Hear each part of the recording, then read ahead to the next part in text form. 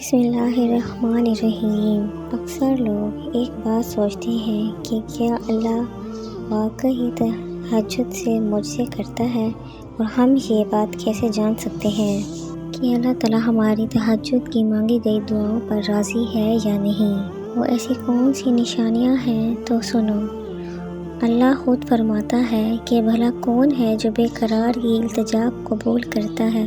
اور کون اس کی تکلیف کو دور کرتا ہے، اور بھلا کون ہے جو ہواؤں کو اپنی رحمت کے آگے خوشخبری بنا کر بھیجتا ہے۔ یہ سب اللہ ہی تو کرتا ہے۔ تو اللہ کے سوا کیا کوئی اور معبود بھی ہے تمہارا؟ ہرگز نہیں، مگر تم کم غور کرتے ہو۔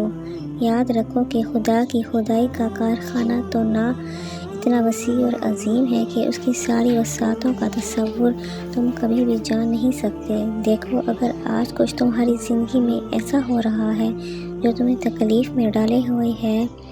اور کسی من پسند چیز کا نہ ملنا تمہیں بے چین رکھتا ہے، اور تمہارا دل شدت سے کسی معجزے کی تلاش میں رہتا ہے،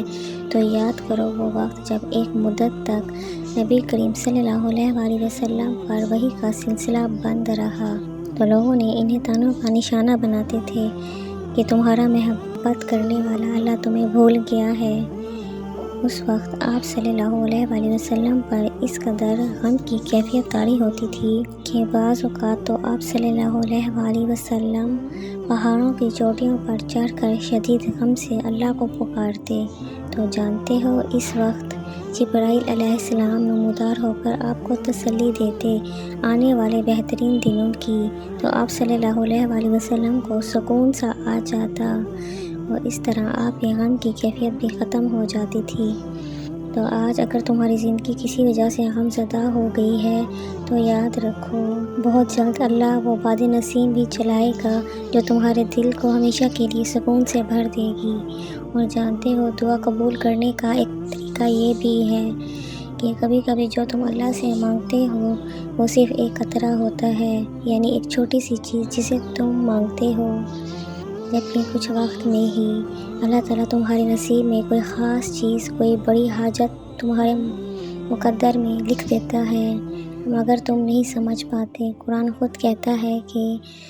تمہارا رب غیر محسوس تدبیروں سے اپنی مشیت پوری کرتا ہے، بے شک وہ علیم بھی ہے اور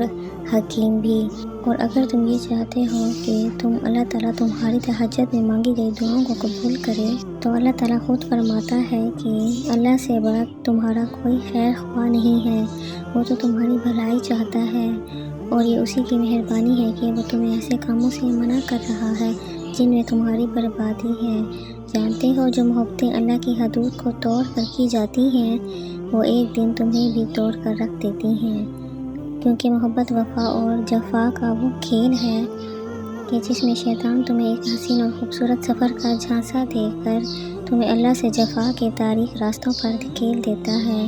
مگر وہ زمین اور آسمان کا مالک پھر بھی اپنی محبت سے بھرا خوبصورت باطل تم پر برسانے کا منتظر رہتا ہے۔ تو اگر ڈھونڈ رہے ہو